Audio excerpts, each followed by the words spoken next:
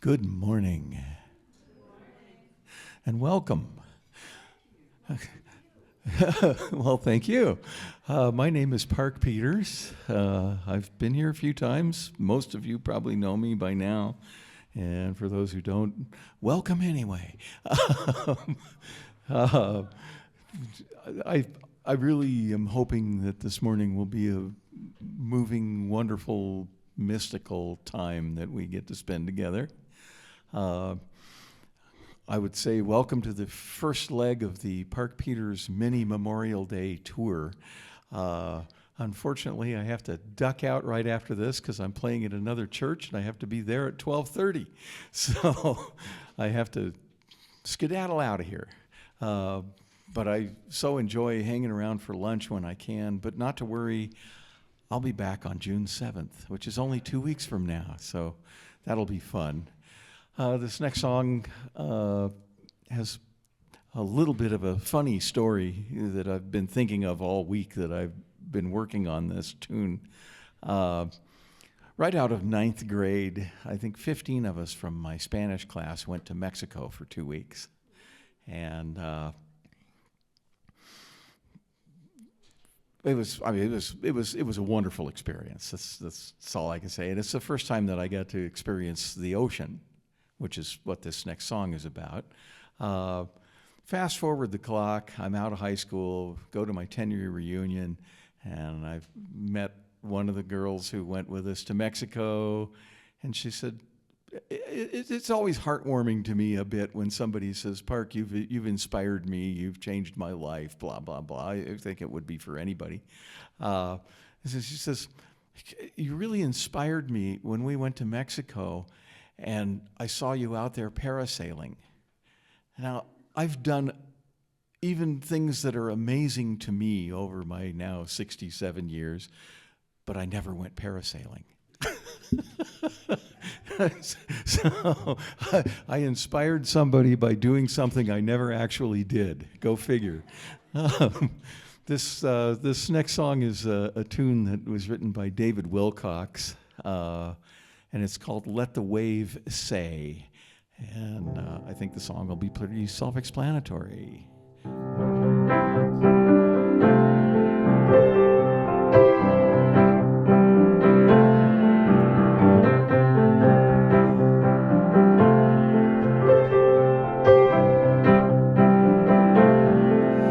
If the surface of the ocean is this time that we're alive, then the rising wave in motion is the moment that we ride. If you don't move when it's moving, then you leave your life behind.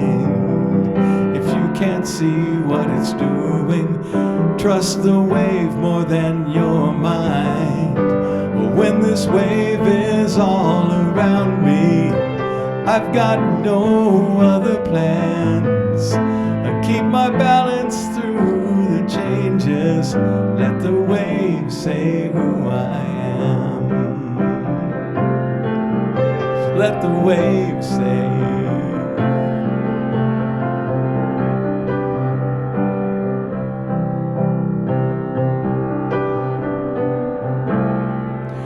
From 1,000 miles of water, from a wind beyond belief, every wave roars out its power as it rises on the reef. And that high blue wall could break you. You can never fight the sea. You just learn to let it take you to the place you want to be. When this wave is all around me, I've got no other plans. I keep my balance through the changes. Let the wave say who I am. Let the wave say. The ride of my lifetime. When the wave is all around me, I've got no other plans. Keep my balance through the changes. Let the waves say who I am. Let the waves say.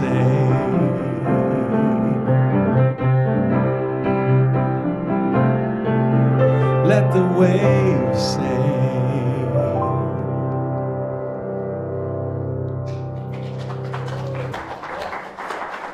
Thank you.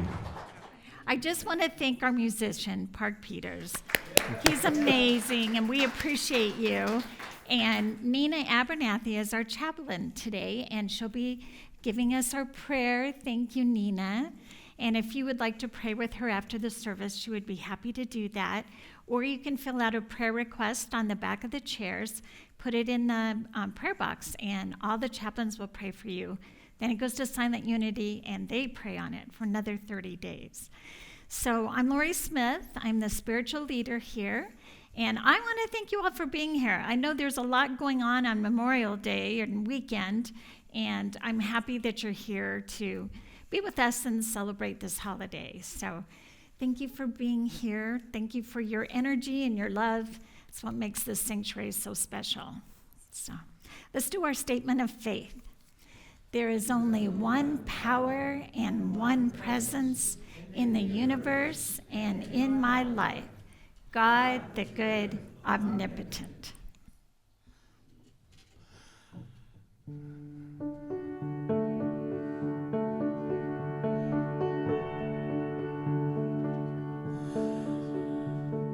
Surely the presence of God is in this place.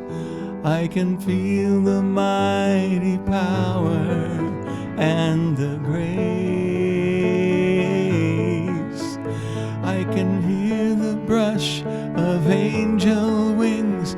I see glory on each face. Surely the presence of God is in this place. Surely the presence of God is in this place. I can feel the mighty power and the grace.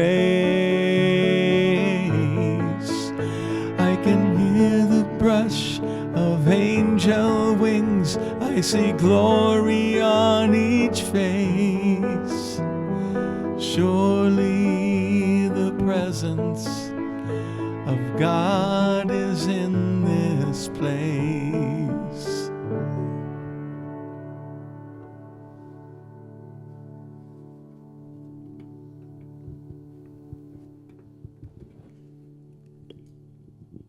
Good morning and happy Memorial Day to everybody. Secure in the love of the divine, I am comforted.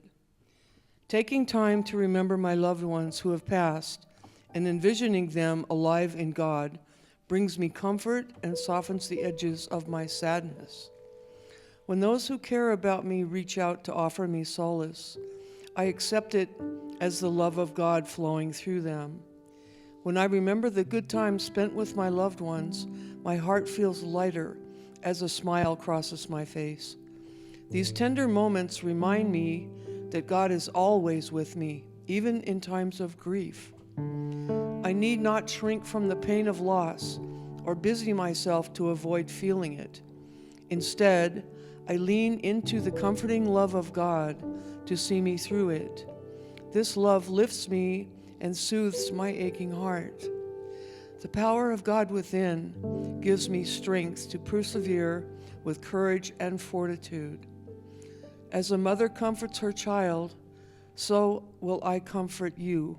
You shall be comforted in Jerusalem. And that's book from Isaiah 66, verse 13.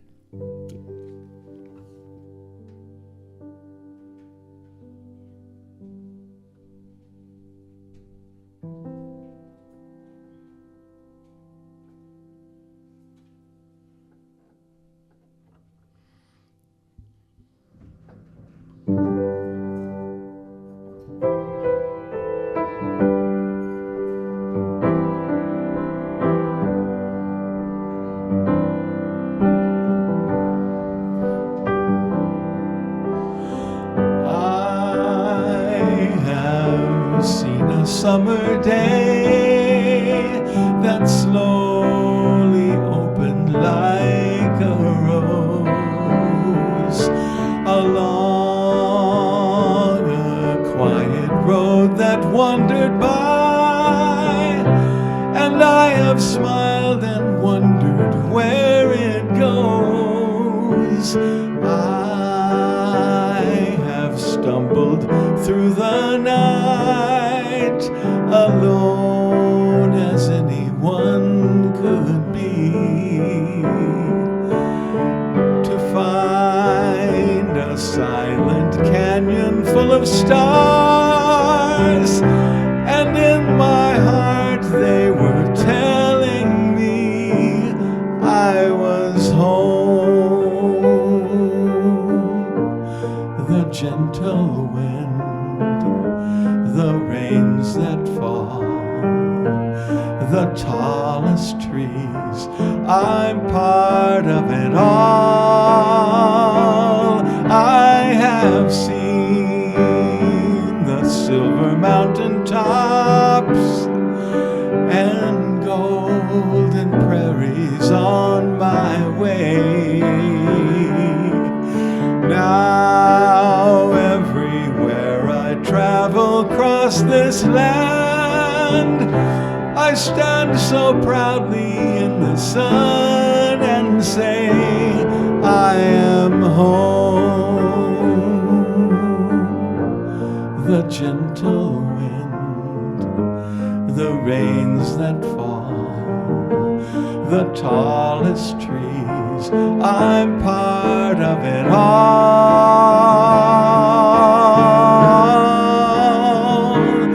I have looked for Eden all my life. I find it more and more each day. Now everywhere I travel across this land, I stand so proudly in the sun and say, I am home.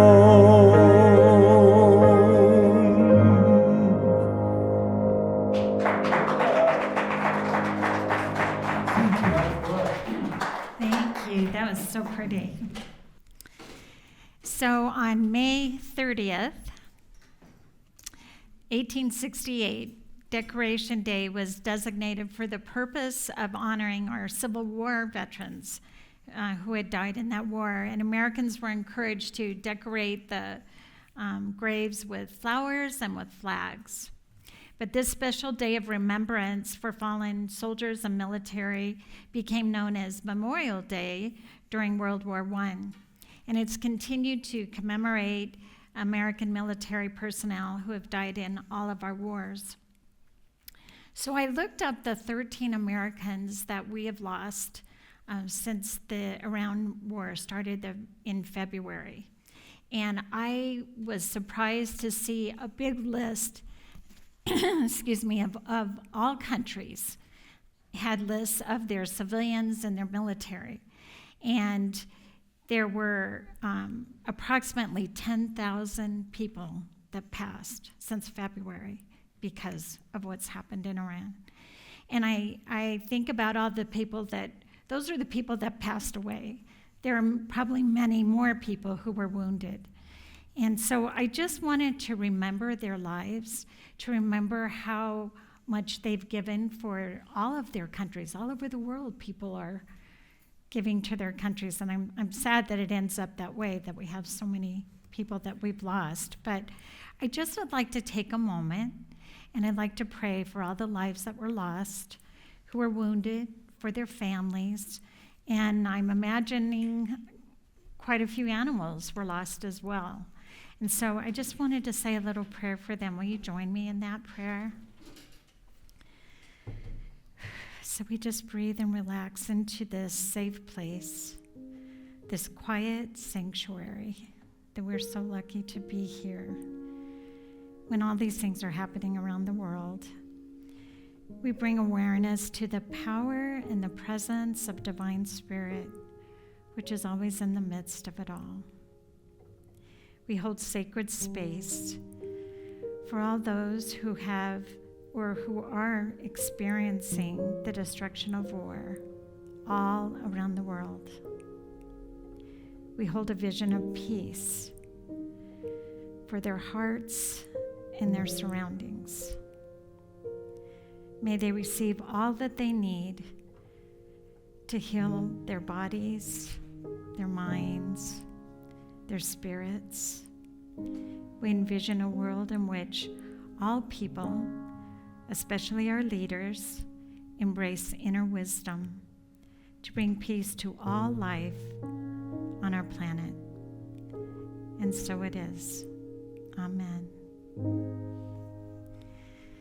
So today we are remembering our military, but we also want to remember our loved ones who have passed, and some may have been in the service and maybe some have not, but we still want to remember them. So I'd like to invite anyone in our community who would like to just come up to the chaplain stand, and you can just say their name of your loved one, maybe that's passed, how that person was in relationship to you, maybe why they were special to you.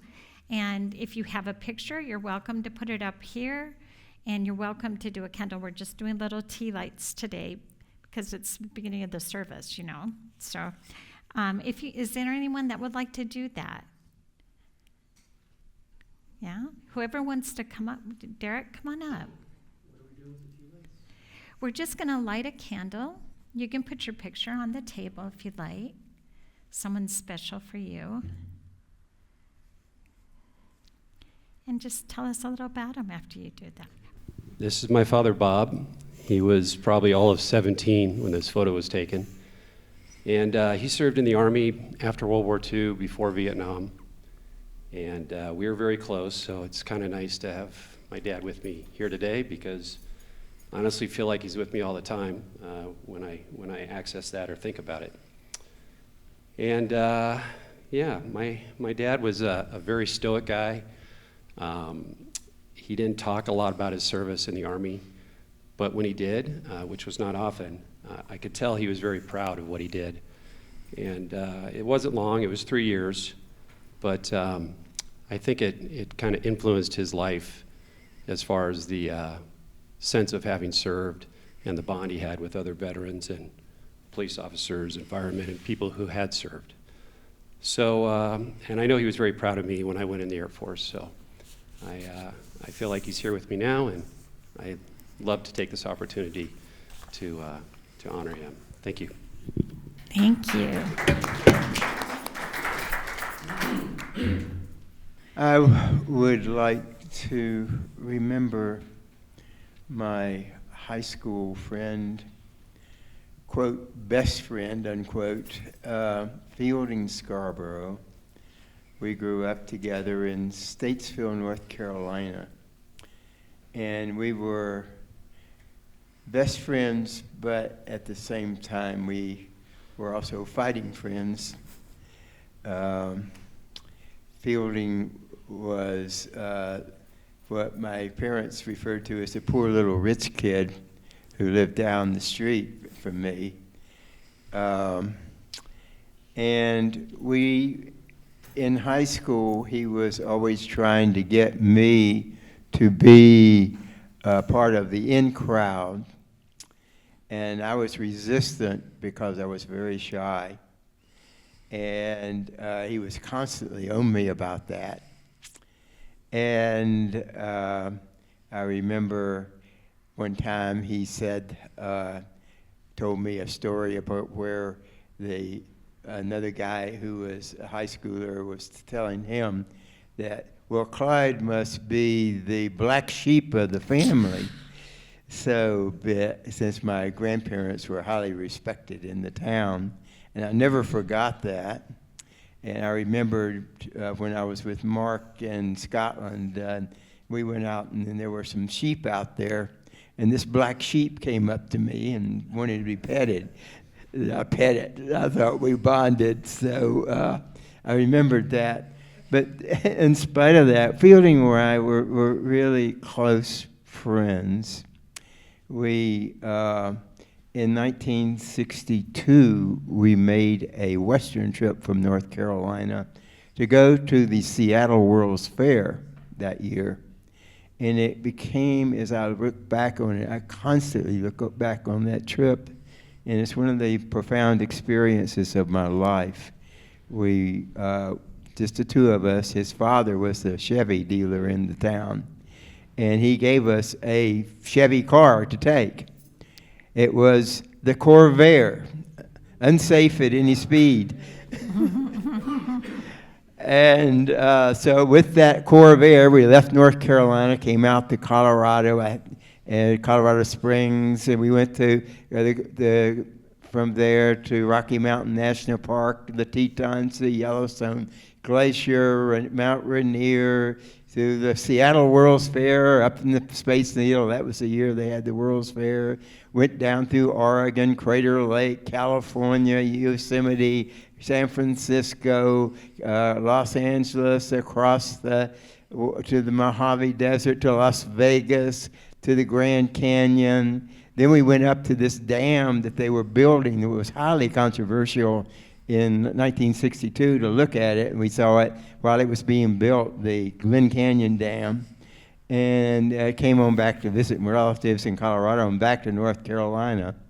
Along the way, there were experiences we had. I remember we stopped at a motel. We were both camping and moteling it, and in Grants Pass, Oregon, and we had stopped there early in the afternoon. And we signed up. There was nobody at this hotel except us. And we signed up. And as we finished signing up for our room that night, this black family pulls up in their car. And the motel owner just rushes out and begins to, no room here. And I thought, my God, racism isn't just in the South. And so I remembered that. I remembered the Four Corners, being with the Navajo people there, and how the extreme poverty that Fielding and I were there together experiencing. I never forgot that. And I never forgot that whole trip. And so Fielding, we didn't keep up track after we were 26. I was 26 or 27. We were both born the same month, June of 1942, and Fielding died peacefully in his sleep. I saw online last August, and I wanted to honor him and acknowledge what an important person he was in my life and shaping who I am as a person today. Oh, thank you, Clyde. It sounds like a really special trip and a special friend. I'm going to light this candle for him. Good morning. This morning I have the honor to light 3 candles for someone who's not here in spirit, but in flesh, but is here in spirit. Carol Braun and Marilyn Ellis are in Hawaii. They just experienced a earthquake a couple of days ago. However, Carol sent a message that she would like to honor her daughter Mary, her husband Tom, and his brother David. So I lit candles for those 3 people. I also plan to light candles for my dear daughter Monica, who left us 14 years ago last week, and my sister Karen. So they were very special to me, and they're with me. So thank you.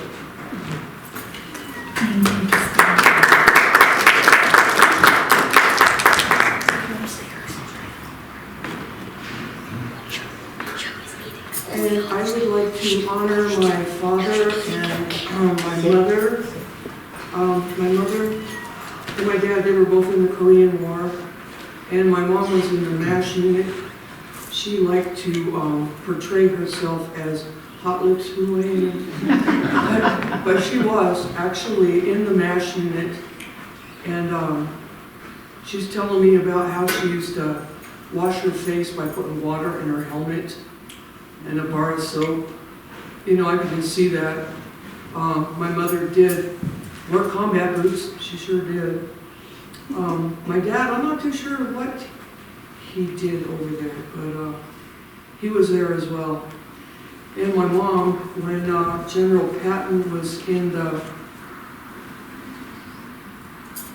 hospital over there, he had gotten in an accident. He was in a Jeep and somebody ran a stop sign, hit his vehicle, and he was in critical condition, but my mother took care of him while he was in the hospital over there, and they were both in France, and then they met in Japan. They met in Hokkaido, Japan in 1951, and I was born in 1952 at Sandia Air Base in New Mexico. So in essence, I was made in Japan. When you think about it, that's about right. Anyway, that's my story. Very interesting. My mom would tell me stories about what it was like taking care of soldiers over there in Korea. Yeah, she had quite the life. She was a lieutenant in the nurse corps. So, yeah, that's who I'm honoring today. Thank you, Nina. Would you like to light a candle? Oh, sure. Yeah. This is my husband, Brian Peckman. He was in the Air Force. He always wanted to fly. He was a true pilot at heart. And he got his private license when he was 16, when he started flying at 15. And so that dream led him to Texas A&M, where he graduated from the ROTC and proceeded to go into the active duty Air Force.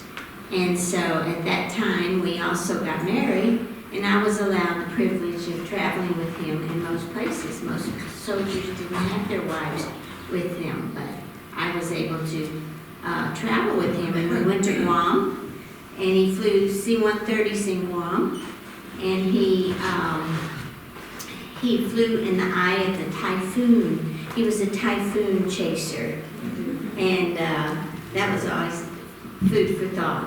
Then he was out in the Pacific Ocean flying in the storm, and then Vietnam was hot and heavy, and we ended up in Thailand.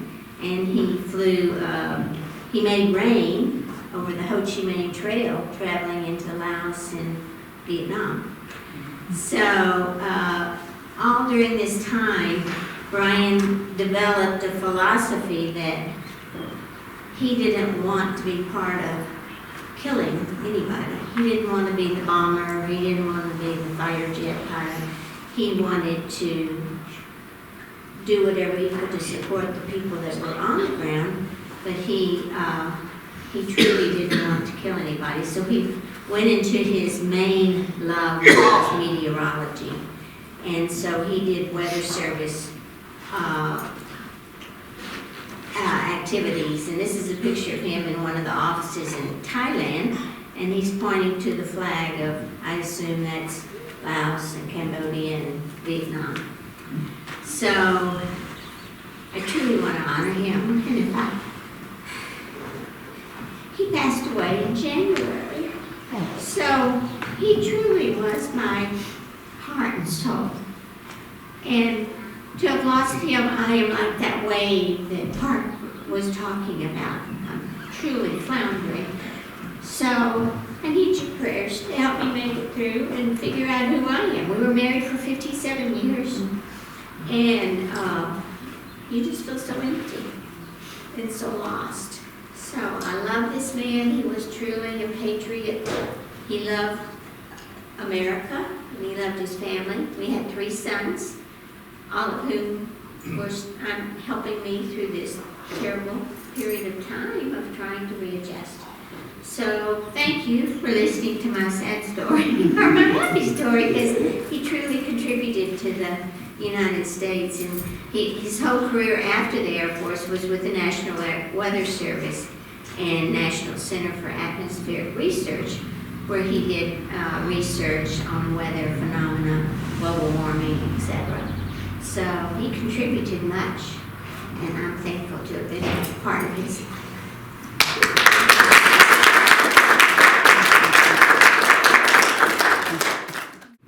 Hello.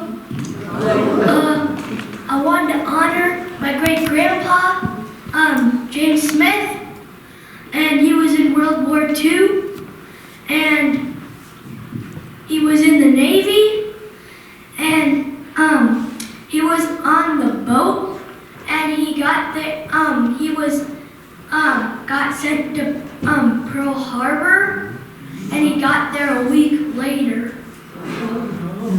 And he flew really cool airplanes too, and there's so many models of them. Yeah, and he enjoyed making models and painting pictures of planes because he really, really liked them.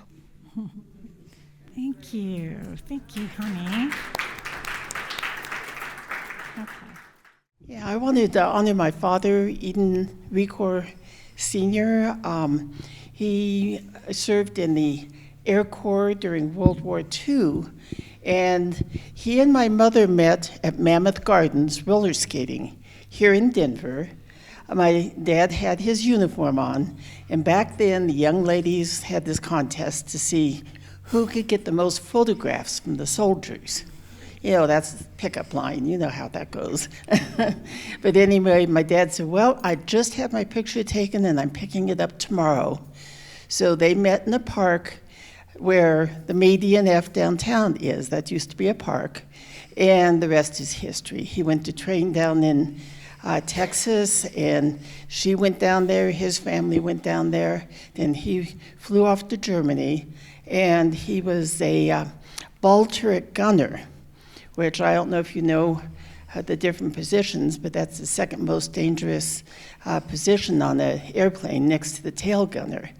And he hated war. He never talked about his service all those years because, you know, he knew it was important to be there, but he hated the thought of killing people. But he knew what the dangers were in terms of the world. He and my mother had quite the communication. And that's how they developed their relationship. And as soon as he got back, they got married. And he died at age 71. My mom and I went out to a convention of the people who served with him. So we met some of them, found out my father, the only reason he was alive is the day the plane got shot down, he would have gone in.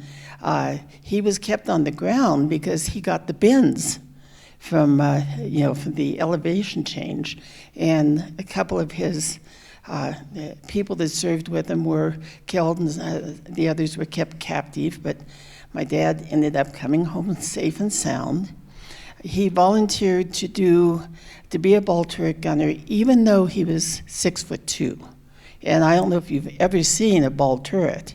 When my mother was in her late 90s, we took her out to see one, and it's this tiny little thing. And to be 6'2" and be in it was a very tricky thing. But he said, you know, I'm old, I'm 23, and I want to do that instead of these younger people because I've lived more life. And if I end up dying in a mission, I've lived some life. So that's the kind of man that he was. And I'm just very, very proud of his service. He got a Distinguished Flying Cross, which I didn't know until after he died, but I just want to honor him today for his courage and his kindness that he was known for the rest of his life. So. Thank you.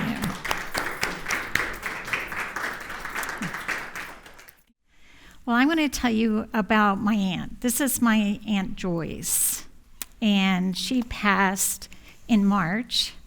She was 88, And she wasn't in the military, but she raised 5 sons pretty close in age, so she deserves some recognition, right? She was a really special aunt. I was very close to her, and I'm going to talk a little bit about her in my talk.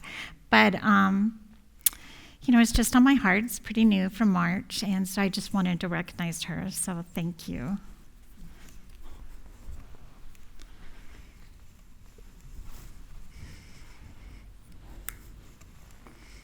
All right. So I would like to thank everyone that shared their photos and their stories. I know that's on our hearts when we remember special people. But just to know that their love and their lives continue just by the positive impact they had on us and on our world. And we can reflect on the qualities that we most admired in them. And maybe we want to embody some of those qualities and share that with the world.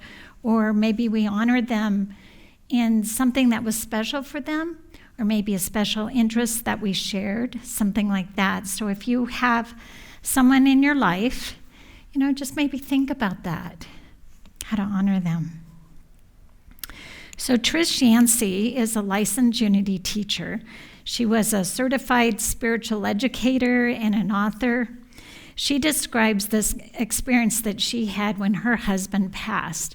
And she said her heart was broken, but she just kind of moved through those feelings. She realized that because of how he lived and his contributions to the world, he had created ripples that reached far beyond him. And she wanted to do everything she could to make those ripples grow, which is how I felt about my Aunt Joyce. I want to tell you about her. We both enjoyed researching and appreciating our ancestors. They say we stand on the shoulders of people that came before us, and just being aware of who they were and what they did was really fun for the two of us. And we looked at kind of the values that they handed down through the different generations. My aunt kept all the family records. So Aunt Joyce had books and computerized lists of everything, of marriages, births, that went pretty far back, and family that had passed. So when my aunt passed, I went back to see my cousins to talk about, what's going to happen with those records. And I found out that her granddaughter, Cassandra, also shared that interest. And so I want to work with Cassandra in any way I can to help out with these records, because now I have someone new in our family. I didn't know she had that interest, that we can share this. And I know my Aunt Joyce is just loving that, right? So when we think of these special people, we feel a sense of gratitude and joy from the wonderful memories we have with them. But some may also feel some grief and loss. I know I do feel that. But I've heard that sorrow and grief that we feel are in direct relation to the depth of our love we have for our loved ones passing. So we turn to our spiritual practices to manage any feelings of loss. We pray, we meditate, we might walk the labyrinth, journal, read sacred texts, and eventually we find ourselves at the place where healing begins. Healing has many meanings. It can mean curing your physical body, but it can also mean healing your heart, soothing your emotions, or finding a sense of peace. To heal, to mend our hearts, is to find peace in what is. We surrender to the truth that our loved one has passed. And in Unity, we believe in eternal life. So although their body may have worn out, their spirit, their energy is still present. And we bless them in their spiritual journey. We surrender to the grief from the realization of that which is. So to heal any wound, physical or emotional, we first acknowledge its existence, and then we seek to find ways to soothe that. Unity's foundation was built on healing practices by our co-founder, Myrtle Fillmore. She had been brought up in the belief that she would have an early passing, actually, because many people in her family had tuberculosis, and she was told that likely this would happen for her too. At 41 years old, the doctors were telling her that she only had 6 months to live. As I was thinking about her, I'm thinking, so here's a young woman who has a husband. At that time, they had 2 of their 3 sons. They were only 2 and 4. And she was very sick and really searching for help. So Myrtle and her husband, Charles, our 2 co-founders, they attended lecture by Dr. E.B. Weeks. And Myrtle came away with this epiphany from a phrase that actually extended her life. It is, I am a child of God, and therefore I do not inherit sickness. And that started her on her self-healing journey. The key to her discovery is life has to be guided by intelligence in making all forms of life. And she found a way to actually do that in her prayer work every day. And what she found out is that she could bring healing to her body, to her mind, to her spirit. She had great results. She actually went on to live another 45 years. So she prayed hourly that Jesus would be with her and would guide her to use kind thoughts and kind words and actions. And she became aware that Divine Spirit was with her, and she had these feelings of peace and calm. So after Myrtle was cured of tuberculosis, it took about 2 years, but she actually was cured of that. She believed that she was healed through spiritual healing. And so the 2 of them, Charles and Myrtle, began just researching spiritual healing, and then that gradually developed into the Unity movement. Myrtle received hundreds of letters after that happened from all over the world asking for her advice and to how to pray and for spiritual guidance. And then after she passed, 800 of her letters were collected and put into 2 books. And they are Myrtle Fillmore's Healing Letters and How to Let God Help You. So I was reading over the one on healing letters, and I loved, when you hear about a co-founder, you hear about all these great things they do. But when I read the book, it's like you got to know her a little bit of her personality. And she was very humble. She was very faithful. She was very generous with her time. And in one of the letters she wrote, "You see, dear, we just feel rather modest. Really, we haven't much to say as to when the work was started and how it was done." I just think, how would she feel if she came back today, right? With Unity churches all over the world, actually. So she said, we just received from the Father some ideas that proved wonderfully helpful in our family, and then we shared them with others, and they too were helped. So it's a book we can read and just get to know Myrtle in a more personal way, and her wisdom, I think, is still very relevant for us today. She believed there were 3 realms that we need to pay attention to. We need to think about our spiritual life, our mental life, and our physical life, that they are unified and harmoniously expressing the ideas of the Christ mind on all 3 aspects. When I first heard this story about the Fillmores, it was actually a very long time ago now, but my first thought was it's about healing the body. But then as I learned more about their practices and like reading these books about the family, I realized it's really about body, mind, and spirit. And connecting to Divine Spirit every day healed her heart and spirit as well. So the other part that she pointed out was having faith that you can be healed. When asked what restored her vigorous health, she said it was a change in her thoughts from a belief all about illness to a belief about the Christ mind in her health, a higher consciousness. She applied spiritual practices, blessing her body until it manifested the innate health of spirit. In Hebrews 11:1, it states, "Now faith is the assurance of things hoped for, the convictions of things not seen. So faith enables us to see when there is no physical evidence, and it allows us to envision healing in our mind, body, and spirit.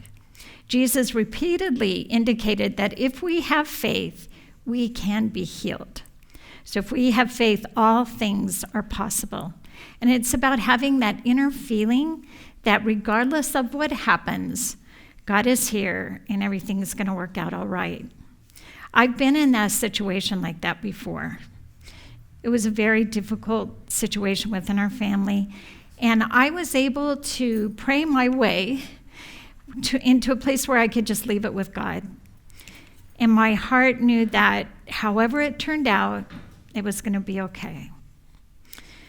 So for spiritual healing, we need to think of divine spirit, the all-powerful healer within each of us. And some of us may have been raised with thinking of praying to God that's out there, but we need to think about the God and the divinity that is within us.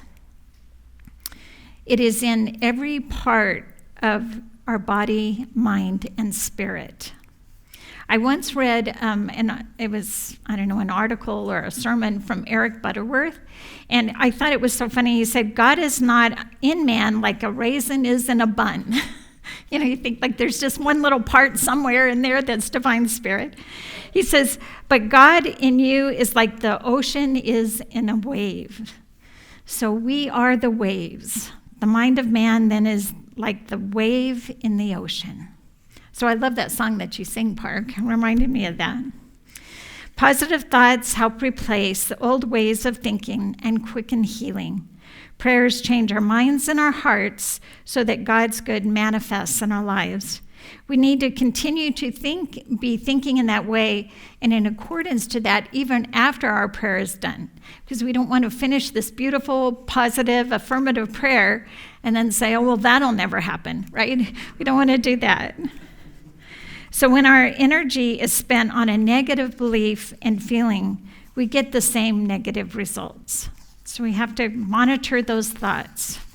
So Myrtle encourages a period of quiet time and rejuvenation each day to feed our souls.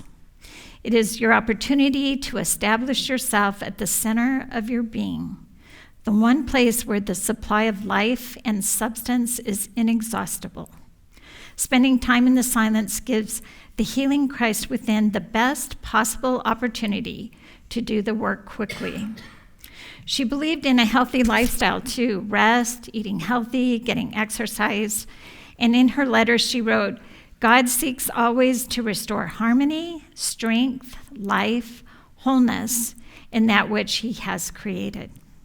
Finally, Myrtle believed that we must bless our body, the wonderful work that it does to learn what its needs are and to supply those for our body, that God may have this very necessary vehicle of expression. In seeking the path to spiritual healing, we are to pray for an understanding of our oneness with God, and of all of the other ideas that she shared in her letters may seem like a roundabout way to health, but she found it to be the most direct way to spiritual health and all other good in her life. So I wanted to mention Joel Goldsmith. And I don't know if you've heard about him, but actually one of our members told me about a book that she was reading about Joel Goldsmith. And I decided to get some more information, learn a little bit more about him. But he was actually a New Thought leader who had experienced a spiritual healer, and he then became a spiritual healer. He was born to a father who imported European laces, and his mother helped him just appreciate music. He attended school through the 8th grade, and then he started working with his dad. In 1915, his dad was very ill, and the doctors told him he only had 3 months to live. And so the family came together, and a Christian Science practitioner prayed for his father. His father lived. And then there was another time he was traveling as a salesman, and he had a really bad cold, so he decided to look up a Christian Science practitioner for prayer. And he said he expected to heal, which he did, but he felt like his primary motive was actually to find God. He talks about his conversion experience in his book, The Art of Spiritual Healing. He's a pretty interesting man. And he said within 36 hours, a customer of his told him, if you would pray for me, I know that I'll be healed. And so he said, he talked about his prayer to God because he hadn't really practiced this. He said, Father, you know that I don't know how to pray and certainly know nothing about healing. So if there is anything I should know, please tell me. And he heard a voice that said, man is not a healer. And the woman was actually healed. So it's God that does the healing. We are just the vessel that those vibrations, I guess, move through. But he said business clients started to call him and ask for prayer. And this was like 18 months later. He came in, he had 22 messages of people asking him to pray for them. So he decided to leave his sales job, and he went and got an office and started doing that. And he did that for many, many years. And he says that he writes in his book, spiritual healing is the touch of the Spirit of God in man's soul. And when that touches him, that person is lifted into a new consciousness of life. He became a full-time Christian Science healer, and he adopted a policy of not charging for anyone. He decided that he would depend solely on God to provide for his needs through unsolicited sources of income. And I admired that he was doing it just to help people. He gained a reputation as a spiritual teacher, author, and lecturer. His movement is called the Infinite Way, and according to his teaching, it was a mode of consciousness. And he said he built on that from 1928 when he first heard that inner voice all through his ministry, and it just grew more and more intense. He said the art of spiritual healing, that in that book, that the only effective prayer is the attainment of God's realization. The most important part of his prayer is the awareness that he, Joel, is only the vehicle through which the healing comes, because God is the actual healer. He taught the use of meditation for students to be open and to divine love to heal body, mind, and spirit. He encouraged students to be persistent in their meditation daily. As a spiritual healing, he said, often works in subtle ways that creates internal shifts that may not be visible over time. Maybe take some time. And then it would awaken to our spiritual identity or our divine nature. Both Myrtle and Joel were healed through spiritual healing, and they helped other people to heal as well. So they had different ways of achieving spiritual healing, but both recognized that communing with divine spirit each day brought healing of the body, mind, and spirit. And so we hold to the truth that divine spirit is right here within us, healing and guiding us through difficulties in life. And if we are open and receptive, I truly believe as expressions of God and as our spiritual community that we help each other through these transitions. So I'd just like to take these thoughts into a time of meditation. I'd just like you to relax in your chair. Rest your eyes if that's comfortable. And just breathe in slowly. And as you exhale, release all worries and concerns. Following the rhythm of your breath, quiet your mind and relax your body. We turn within to that sacred space where we are aware of the power and the presence of the Spirit of God. Our thoughts flow into a holy place of stillness and peace. Divine love and healing energy fills your heart. The healing light and unconditional love permeate every space within your body, your mind, and your spirit. It gently flows to any place in your body that feels most comfortable for you. It bathes and nourishes every cell with healing love. Recognizing God is the fullness of life, you are made in the image of God, and you too have this power of life within you, bringing you vitality, renewal, health, and well-being.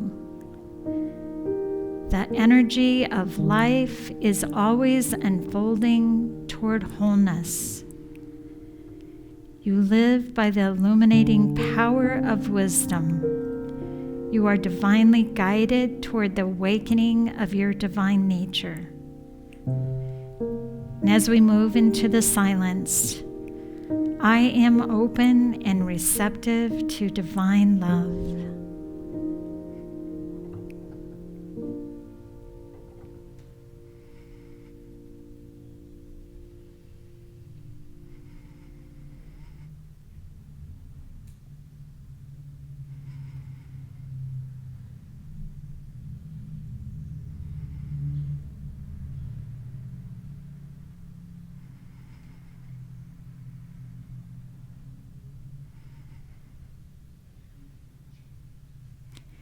As you begin to come back to the sanctuary and notice the sounds around you, gently move your hands and feet.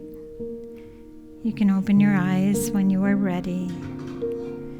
We are so very grateful for our amazing bodies, minds, and spirits, for all the wonder and life that we are able to experience as the expression of God in this world. And so it is. Amen.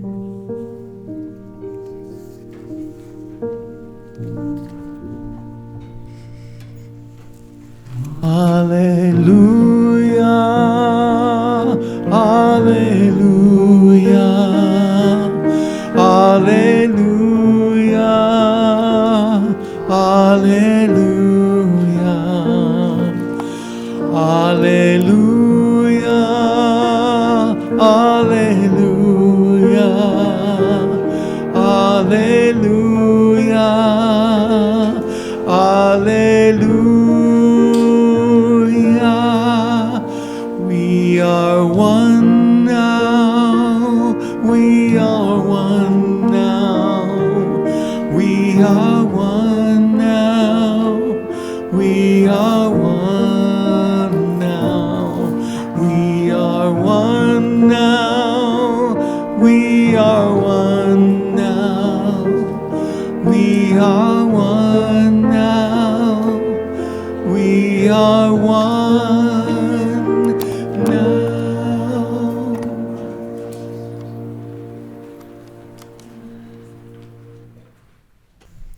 So now is our time for our offertory. We thank you for all that you give to Unity on the Avenue, whether it's financial or time that you spend on our teams, the love that you bring to our sanctuary. We just thank you for everything that you give. And so we can do our blessing. Please join me. Divine love, through me, blesses and multiplies all that I am, all that I give, and all that I receive. On a clear day, I can see perfectly well, thank you.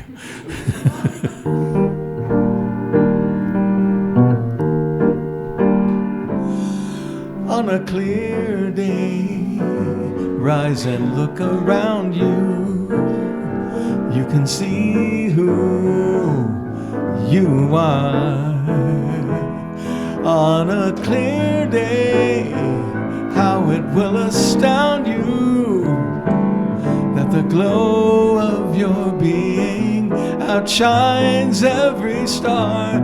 You'll feel part of every mountain, sea, and shore. You can hear from far and near a word you've never heard before. On a clear day, on a clear day, you can see forever and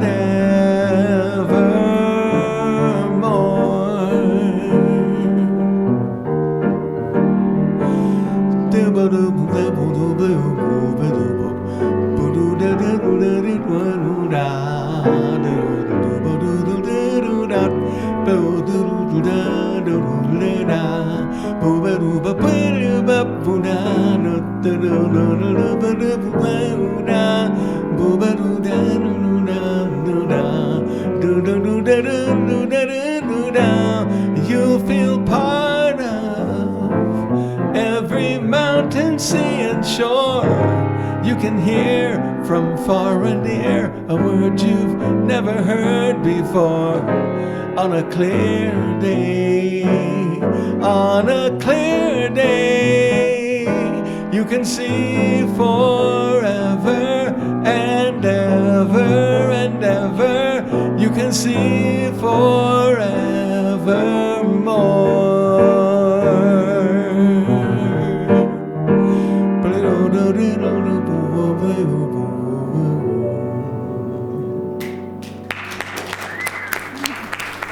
Thank you. That was jazzy. Thanks for that. Please join me for our prayer for protection. The light of God surrounds us. I am that light. The love of God enfolds us. I am that love. The power of God protects us. I am that power. The presence of God watches over us. I am that presence. Wherever we are, God is, and all is well. And I hope you'll join us for lunch downstairs. It is Celebration Sunday. We have cake. And I hope you have a great week. So thank you for being here.